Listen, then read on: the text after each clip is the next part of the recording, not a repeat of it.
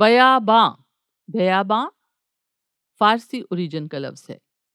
بیاباں یا بیابان کا مطلب ہوتا ہے جنگل، ویرانہ، ریگستان، ولڈرنس یا ڈیزرٹ۔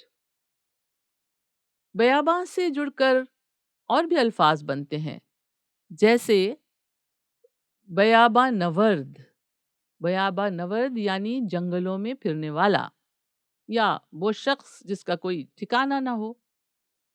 بیاباں گرد یعنی ویرانوں میں گھومنے والا، جیسے کہتے ہیں شہر کے شور سے دل گھبرا گیا ہے، اب تو بیاباں گردی میں ہی مزہ آنے لگا ہے۔